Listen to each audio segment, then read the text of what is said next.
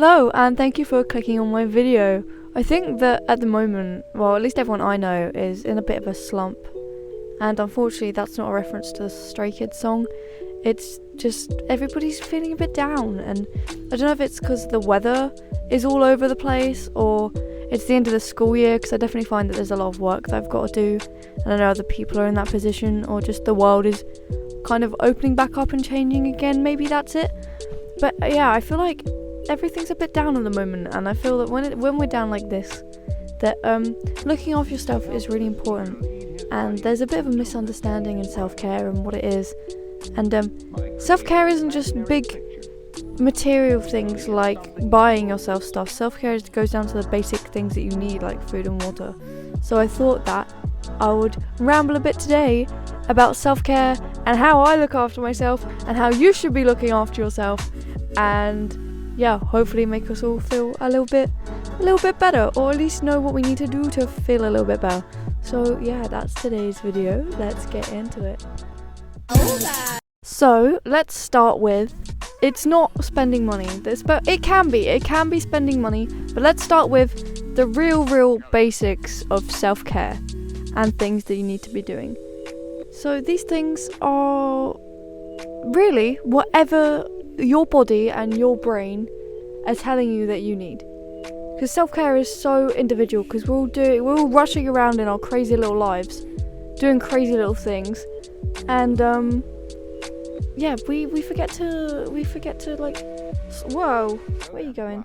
We forget to like slow down and just listen to our body and what our body's telling us we need. So have you skipped breakfast? Have you drunk any water today? Have you showered recently? You know, it's all these little natural things that we need to do to keep ourselves going. And I think that these can be some of the hardest things, especially when you're in that place, because if it's so much energy and effort to just do these tiny little tasks. And I find to manage these tasks and to sort out the physical things that you need to do, the physical actions that you need to make that to help you look after yourself, I find that writing a list is really helpful. I have lists all over the place, everywhere, all the time, and the things on the list will literally range from like phoning my phone company and getting that sorted out, to washing my hair. So everything goes on these lists, and I find that they're really helpful just to help manage and organise yourself if you don't really know what to do. And yeah, so first you have the physical self-care. We've got the physical aspect of just looking after and nourishing our bodies. And if you don't know what you need to be doing, or you're really stuck with like how to do these physical tasks, just listen to yourself, listen to your body. Like, you get tired when you need to go to sleep, so sleep. Because I think that, I don't know if you've heard of that revenge bedtime procrastination thing, but I definitely do that, and I don't listen to my body when I need to sleep, and I'll just stay up scrolling my phone, and my eyes are trying to be forced shut. And that's an act of self-care I've been working on a lot recently. Eating is so important as well. Breakfast is, I hate to be cringe, but like, breakfast is the most important meal of the day, but it kind of is. Like, you can't go about your day on an empty stomach, and I can understand that for some people it's really difficult to consume food and to eat things, and it's not something that I'm particularly good at dealing with. But I know that there's lots of people out there, lots of content creators that talk about food and disorders, so I'll link them if that's something that might help you. But we're on the topic of lists. I think that I plan my day like to a T. I'll plan my morning to a T on certain days when I know I have busy days. So for example, on Tuesdays I go to college, and I leave about 8 o'clock in the morning with my sister, and I have to bring all my stuff for college. And we do practical lessons that day, because I do adventure sport. So we do practical, so I have to bring practical clothing, all my writing stuff, and I have work straight after college. So not only do I need to think about bringing my computer, trainers and trackies to climb in, I also have to think about bringing a work uniform and bringing enough food for the whole day including food to act as dinner, so I can have dinner when I get home. And writing a list in the night before in the evening, and every single thing I need to do is on that list. So it'll be wake up, do my hair, get dressed, brush my teeth, eat breakfast, put all these things in my bag, and a list of everything I need. And I find that really helps me look after myself, because before, when I went to college, I was just getting up and leaving with no thought, and it didn't help me feel good. So now I plan my day to a T with a little list, and I find that really helpful on the physical aspect of self-care. So the next aspect of self-care would be the mental aspect of self-care. And you may be thinking, sis, what does that mean? Well, the mental aspect of self-care, for me at least, as it's different for everybody, my mental aspect of self-care is how I talk to myself, and my inner little dialogue, monologue, whatever it is going on in my brain, and how I talk to myself. And this was actually pointed out to me by a friend of mine, as the way you talk to yourself really affects how you feel. And I never thought about this, and it's something I've been working on since Christmas, and I've seen a drastic change in my state just from the few words that I say to myself physically, about myself, and in my head. Some of you may not like this, but one of the worst things that I used to do was self-deprecation.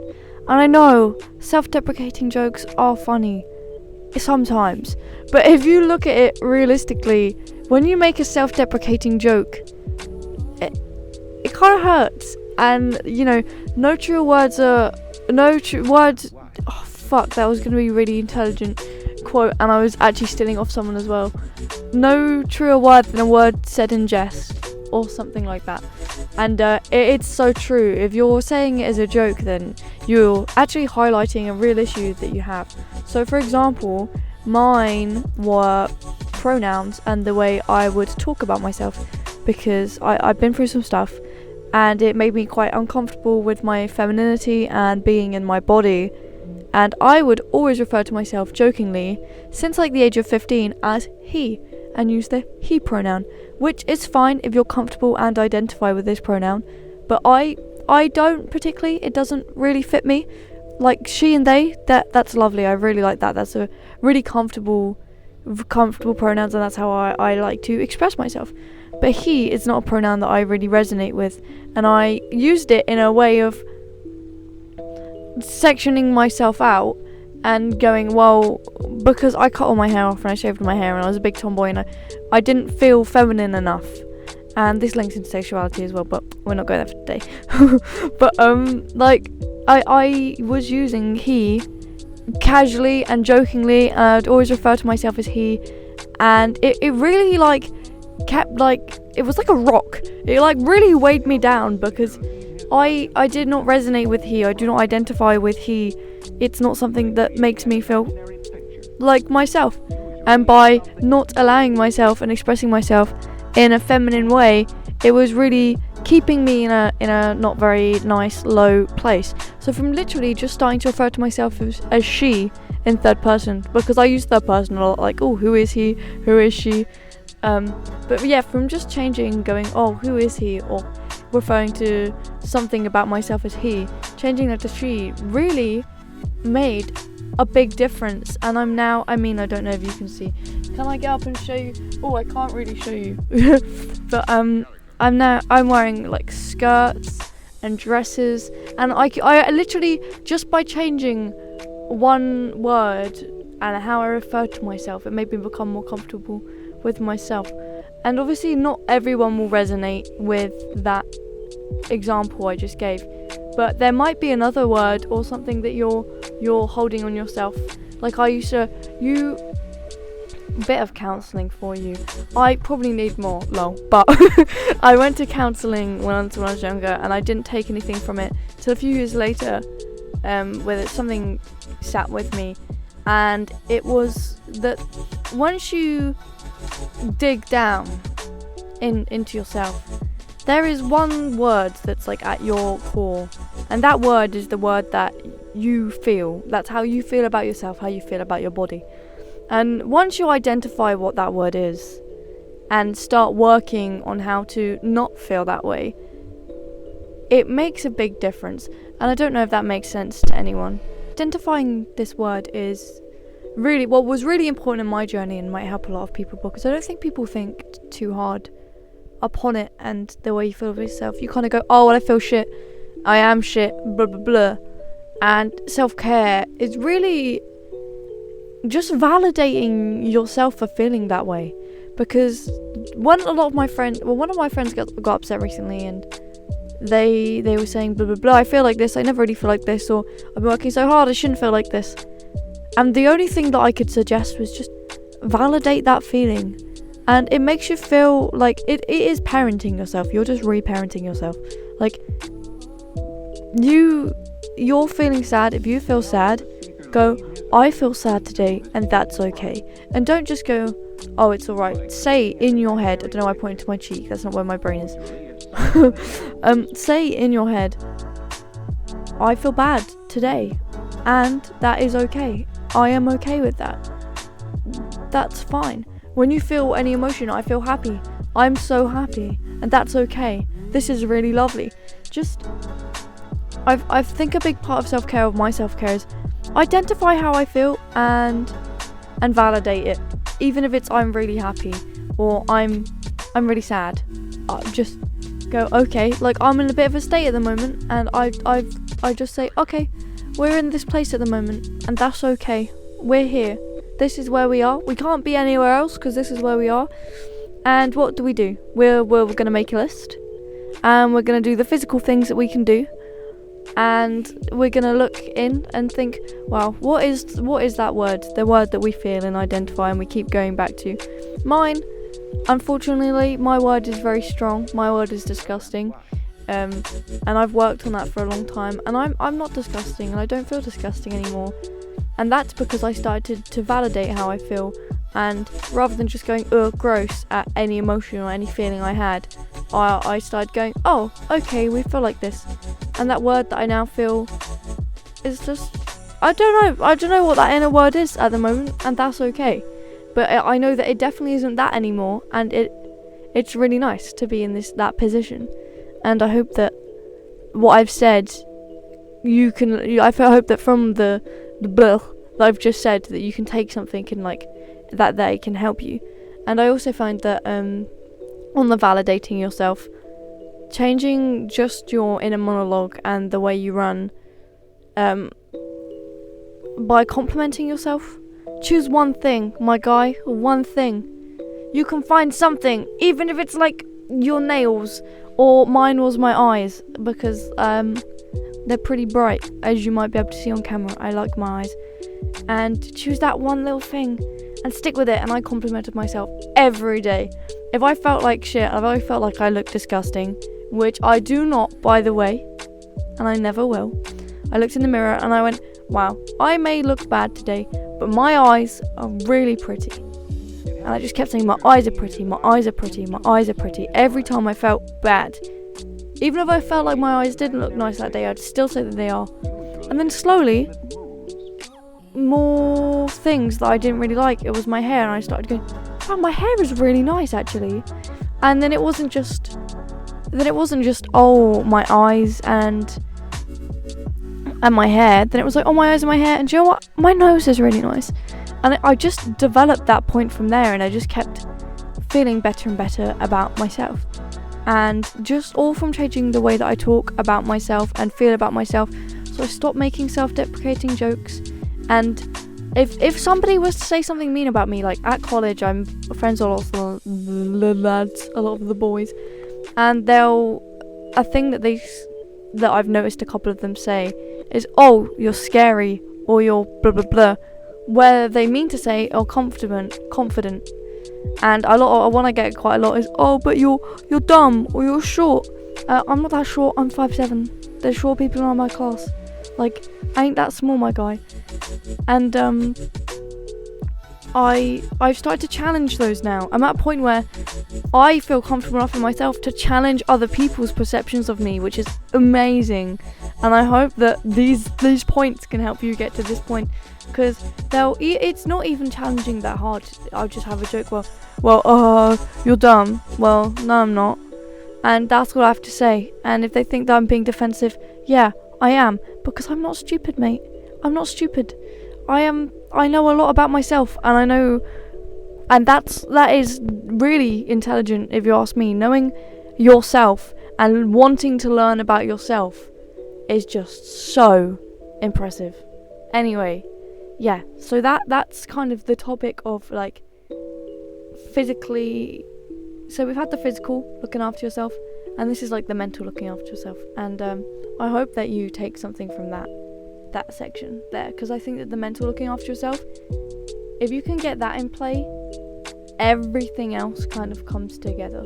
So the last section that I think is the bigger one, which is like something that you shouldn't start off with, and something that I'm diving into more now myself, is the material looking after yourself.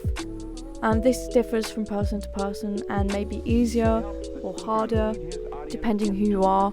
But this is just like challenging limiting beliefs you have about your material possessions and situations. So for me, it might be this channel, for example. This is something I've wanted to do for years, and by neglecting it and not letting myself put anything out and fearing doing this, it was a way of keeping myself in a bad place and making myself feel bad. So that was a material thing that I changed and I've started, and it's helping me feel it's helping me feel a lot better about myself. So the material section is realistic. Putting it simply, the material section is this: what is that thing that you want to do? What is that thing that you've been putting off buying for such a long time? What is it? Do it. Like, unless you physically cannot afford to, or it's going to be potentially dangerous for you, do it. It's the material section is just on taking risks, really. And I think that it's just going for that thing that you want to do. For example, I have had struggles with money. I am very much earn my money, don't spend it.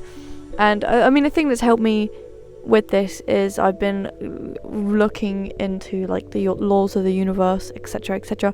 Spirituality and stuff might not be your vibe. If it's not your vibe, just take this as a very literal context. There's like the law of giving. And it's if you cannot receive unless you put out. If you're holding on to all of your stuff and you're not letting yourself buy that thing, if you have enough money for it, but what if that money could be for something else?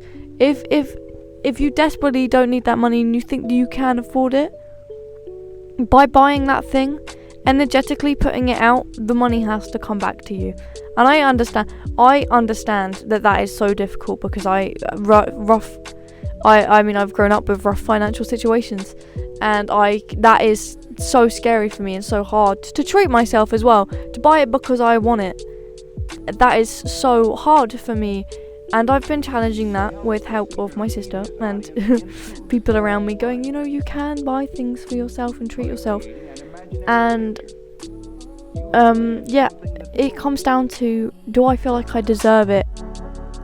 And I didn't before, and now it's just going, I deserve to eat that takeaway this week because I've cooked all week and I really crave it, and I deserve this McDonald's, or I deserve to go have this bar of chocolate that is on the shelf at the store because I can afford it and it's not going to damage me or my financial position by buying it, and I would like to enjoy that. Or I've been looking at this bag for a really long time. Leans to get bag. But I've been looking at this bag for a really long time. Oh my god, look how cute it is. I've wanted it for such a long time. Maybe I should just get it because I do deserve it and I have just been paid. Sometimes you just have to make good decisions, my guy. And this section is hard to talk about because it's not as plain and simple as write a list and do the list, or change your talk. This one is about physically doing and putting out. And I think that putting out, that's not what I meant, not putting out like that, oh my god. Putting stuff out into the world. May I clarify that? Unless that is your physical self-care that you need, and if so, my guy, go get it. Yeah. Why did I do that? But yeah. Physical material things are a little bit harder. So for this section, it's just, what do you want to do? What is it? Come on, there's something. My new tattoo. That was one. I love tattoos. That was it. That was my treat. Treat yourself. You need it. You deserve it. You've done all these other things. You're working so hard. Even if you haven't done the other steps, you're still working hard. Even if you have just woken up today. Well done. That's so fucking hard. I slept through my first lesson today. I'll be honest. Waking up is difficult. Like, validating. Oh, what we've learned today, kids. Validation. And not validation from other people. Validation from yourself. Also, fun fact that links into this. What is your love language from other people? What's your love language? Not that you give to other people, maybe what you give to other people, but what you like to receive from other people. Because I like A, words of affection, and B, hate to admit it, I do like gifts. Okay, so what have I learned about myself? What's going to satisfy me? Oh, somebody talking nicely to me, and treating myself to gifts. That's literally, listen to that. That's how I look after myself. This doesn't mean I excessively buy myself things. This means if I see something really nice and I can afford it and I deserve it, I'm going to get it to myself because it makes me feel happy. And it means I'm going to be extra kind to myself all day, every day, because that's what I need to hear. And it's very interesting if you look at it through love language wise, because it's just taking what would you like somebody else to do for you? Actually, my guy, you might need to be doing that to yourself. Yeah, exactly. Do you feel called out? Do you feel exposed? You should. And validate that. Go, I feel called out. And what? Boom. Sugar's mic drop. I don't really know if there's anything else to cover, because this last section has been very much, this one's on you, Chief.